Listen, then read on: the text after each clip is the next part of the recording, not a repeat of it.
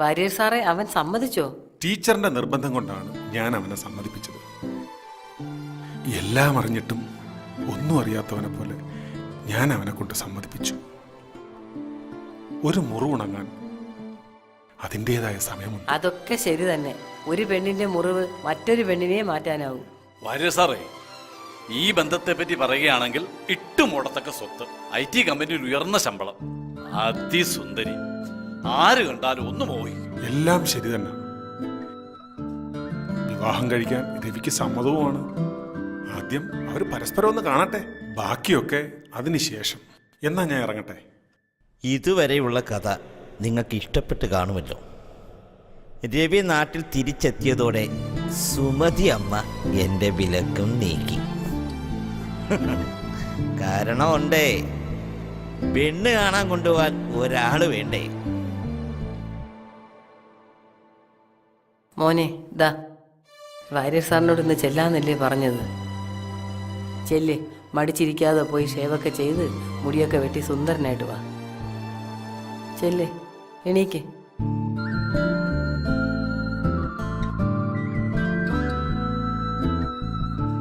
പെണ്ണ് കാണലെന്ന പ്രതിഭാസത്തെപ്പറ്റി വലിയ പ്രതീക്ഷയിലായിരുന്നു ഞാൻ. പക്ഷേ ഇങ്ങനെ പെടുവെന്ന് ഞാൻ വിചാരിച്ചില്ല. ഒരൊന്നൊന്നര കേണലാണ്. ശത്രുക്കളെ വെടിവെച്ചു കൊല്ലുമ്പോഴുള്ള രാജ്യസ്നേഹത്താലുള്ള ഒരു ആവേശം, വിമാനവേദ തോക്കുകൾ, റഡാറുകൾ, അന്തർവാഹിനികൾ, എന്തിനെ കുറിച്ചായാലും എനിക്ക് നല്ലതുപോലെ അറിയാം.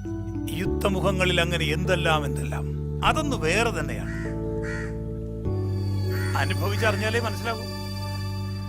മരിച്ചാലും ജീവിച്ചാലും ഇതേപോലെ റെസ്പെക്ട് കിട്ടുന്ന, ആനുകൂല്യങ്ങൾ കിട്ടുന്ന മറ്റെന്ത് ജോലിയുണ്ട്? ഈ ഞാൻ പറയുന്ന കേട്ടിട്ട് മോന് പട്ടാളത്തിൽ ചേരാൻ തോന്നുന്നുണ്ടോ? തോന്നുന്നുണ്ടല്ലേ? തോന്നുന്നുണ്ടെങ്കിലേ. മോനെ രവി, ഞാൻ പറഞ്ഞ ശരിയല്ലേ?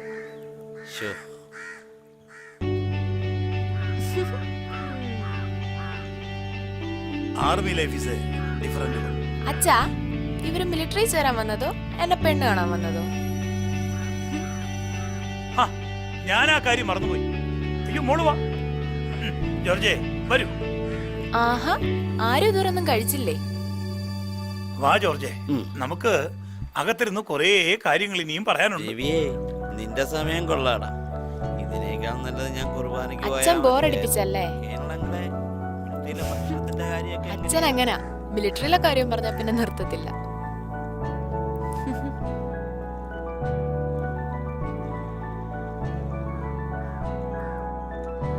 ചാന്ദിനി ജോലിക്ക് കയറുന്നിട്ട് എത്ര നാളായി? അടുത്ത മാസം 1 വർഷം തികയും.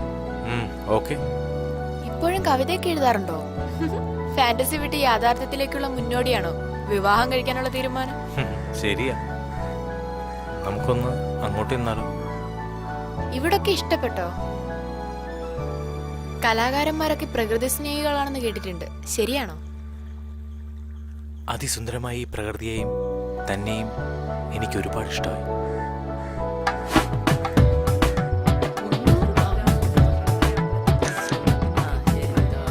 വല്ലതും പഴിഞ്ഞളിയാ പോടാ, പാതിപ്പിക്കാൻ നിൽക്കുന്നു.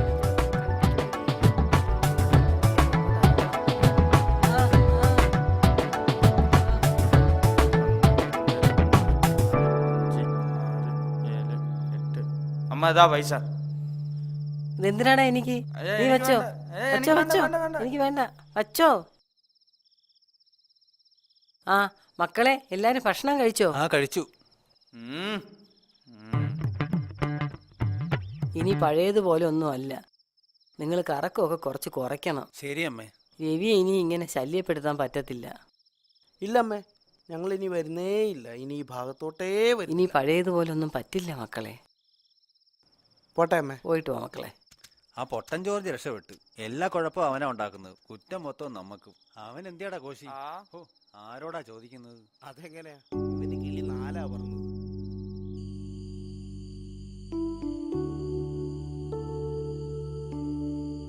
ഇതൊന്നും നാട്ടുകടപ്പല്ലടാ രവി. ആദ്യ രാത്രി പെണ്ണ് വീട്ടി വെച്ചാണോടെ?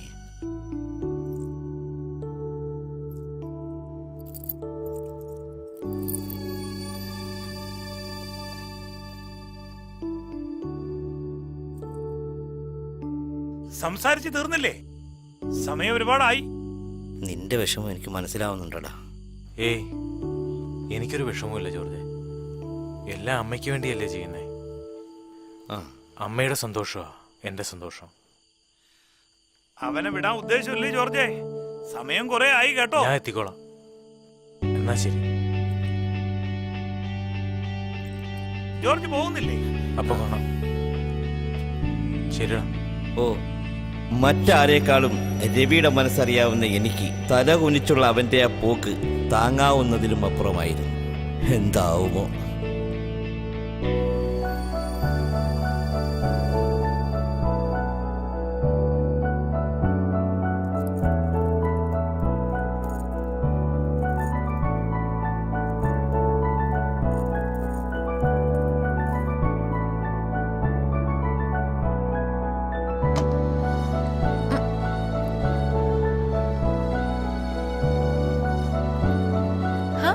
വന്നോ?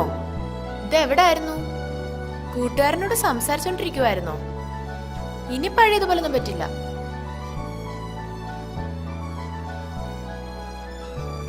ഇവിടെ എല്ലാരും തിരക്കുന്നുണ്ടായിരുന്നു.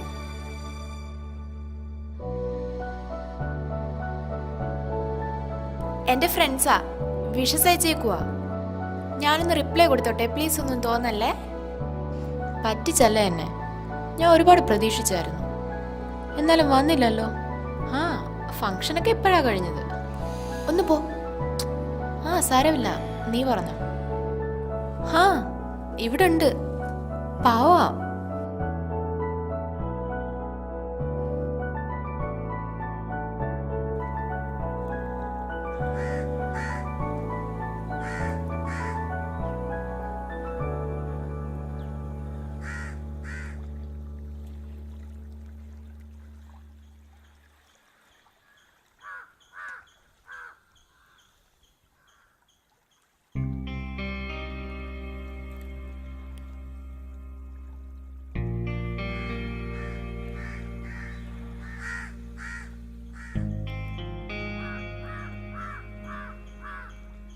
ഇന്നത്തെ ദിവസം എൻ്റെ ജീവിതത്തിലെ പുതിയൊരു അധ്യായം തുടങ്ങുകയാണ്. പ്രണയത്തെയും വിവാഹത്തെയും കുറിച്ചുള്ള എൻ്റെ വ്യത്യസ്തമായ കാഴ്ചപ്പാടുകളെയും സ്വപ്നങ്ങളെയും ബലികഴിച്ചുകൊണ്ടുള്ള ഒരു ദിനമായിരുന്നു അന്ന്. തനൂജയിൽ നിന്നുമുള്ള മുറിവ് എന്നെ സ്ത്രീകളിൽ നിന്നും പ്രണയത്തിൽ നിന്നും ഒരുപാട് അകറ്റി നിർത്തി. ഇനി ഒരു പെണ്ണിനെയും തനൂജയുടെ സ്ഥാനത്ത് കാണുവാൻ കഴിയില്ല. എന്നിട്ടും ഞാൻ വിവാഹത്തിന് സമ്മതിച്ചു. എൻ്റെ അമ്മയ്ക്ക് വേണ്ടി, അമ്മയുടെ സന്തോഷത്തിന് വേണ്ടി. ചാന്ദിനിയോട് നീതി പുലർത്തുവാൻ എനിക്ക് കഴിയില്ല എന്നറിയാമായിരുന്നിട്ട് പോലും സിനിമയിലെയും നാടകത്തിലെയും നായകന്മാരെ പോലെ അവളുടെ മുന്നിൽ ഞാൻ അഭിനയിച്ചു തകർത്തു. എന്നോട് തന്നെ ലജ്ജ തോന്നിയ നിമിഷങ്ങളായിരുന്നു അത്.